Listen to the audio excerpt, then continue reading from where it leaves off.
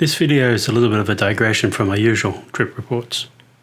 Today we're going to be examining the different options to travel on Amtrak in the Northeast Corridor, the very busy rail segment in the northeast of the United States, serving a population of close to 100 million people. This corridor goes from Washington, D.C., Baltimore, Maryland, Philadelphia, Pennsylvania, New York, New York, New Haven, Connecticut, Providence, Rhode Island, and to Boston South Station in Boston, Massachusetts, with additional station stops in between. The Northeast Corridor is a major source of revenue for Amtrak, where they compete reasonably well with airlines and private vehicle transport, and there are many options and price points for tickets. Amtrak uses dynamic pricing, so it's a little difficult to precisely compare prices for the different options. However, we can make estimates of the relative price difference. You can check the prices in the Amtrak app or on their website. How much you actually pay is difficult to estimate in advance, but a good rule to use is to book as early as possible. Note though that there is often late availability and cheaper prices, but you can't count on it. Also note that there is an option called bid up available on some tickets, so you could take a chance if you wanted a premium hard product and were willing to settle for less if it doesn't work out. But on this screen you see a number of the different options, all taken at a particular point in time. This example is from a Saturday afternoon, so the relative difference between the Acela and the regular Northeaster might not be the same as during the weekday. So please bear that in mind and check for yourself on the website. I'm only trying to show here that there are differences between the different classes and different trains. You can see, for instance, that business class on the Northeast Regional is still cheaper than business class on the Acela, and first is quite a bit more expensive than business on the Acela also. One caveat here, we're only considering seated tickets, not bedrooms or roomettes, as that's a whole different consideration. If you are considering a room or a roomette, there are many long-distance options, and as of mid-2021, there's even an overnight sleeper service with limited stops between DC and Boston. My intention is to provide some insight into which option you should choose if you intend to travel on Amtrak in the Northeast Corridor on a regular daytime commute. There are four main options to travel on the Northeast Corridor, with some variations. These are coach and business on a regular Amtrak service, or business or first on the Acela service. The rolling stock is fundamentally different. The Acela looks like an intercity express, whereas the Northeaster and its other similar trains look much more traditional. They've been full though, the regular train is no slouch.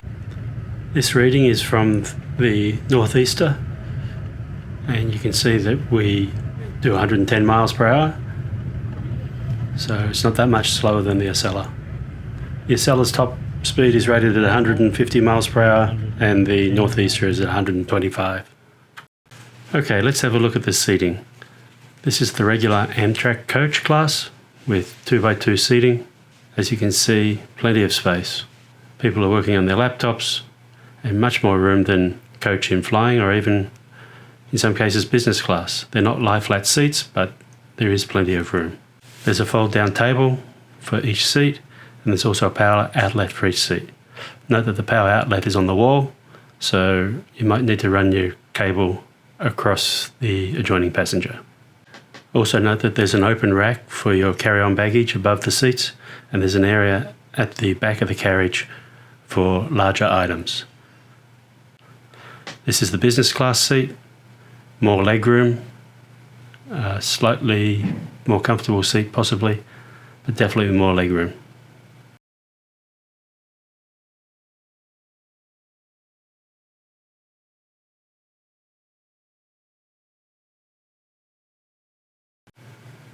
Now onto the Acela. This is business class in Acela, which is comparable to business class on the Northeast Express.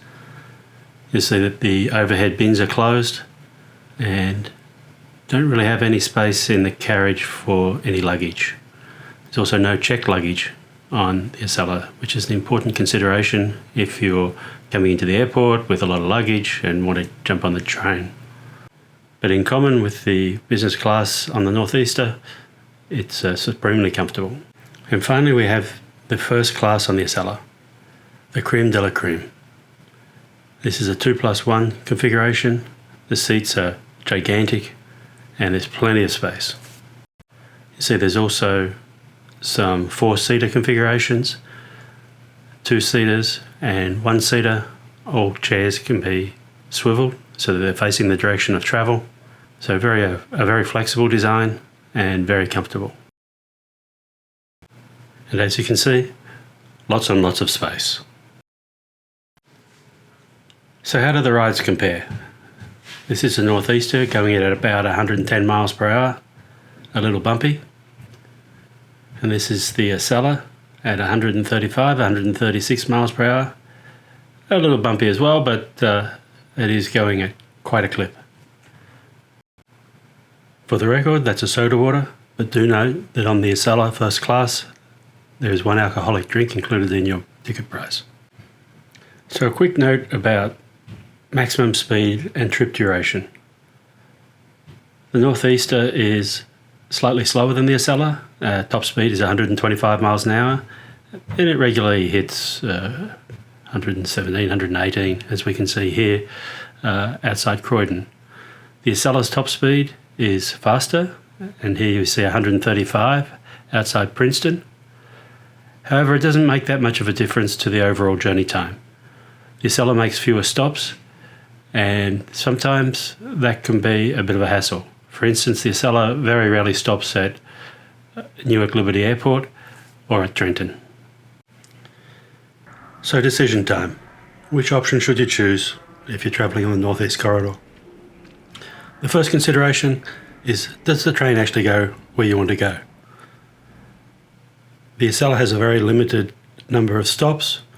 For instance, it doesn't stop at Trenton or Liberty International Airport, and it doesn't extend past Washington or Boston. The Northeaster does extend and goes to places like Norfolk, Virginia, and Roanoke even, and past Boston as well. So that could be an important primary consideration. The second consideration is cost. The Acela is definitely more expensive, business class more expensive than coach, and first more expensive than business, obviously. Another important consideration is that on the Acela there is no checked baggage. If you're flying in from overseas, then you want to think seriously before you took the Acela. It's definitely targeted towards business travel. If comfort is your main consideration, then you can't really beat a Acela first class. It's white glove service and really, really comfortable. And of course the final consideration is journey time. The Acela is definitely faster. And there you have it. Food for thought. Hopefully I've covered all the considerations. There may be others, and if so, please leave them in the comments below. Thank you very much, and happy travelling. Please remember to subscribe to my channel and hit like if you appreciate my content. It really helps me out. Thanks.